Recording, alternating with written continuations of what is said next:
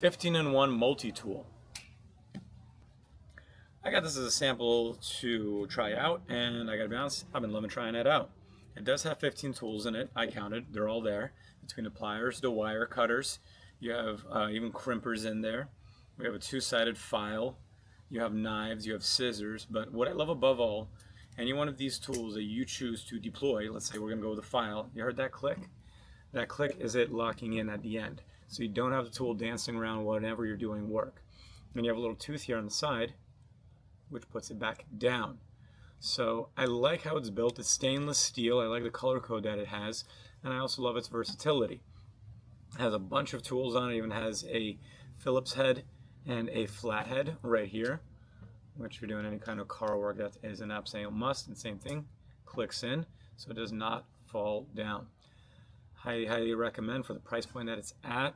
Great thing to have, whether you're going outdoors, whether you're going to be working on a car, you're doing something in the yard or around the house. Get one.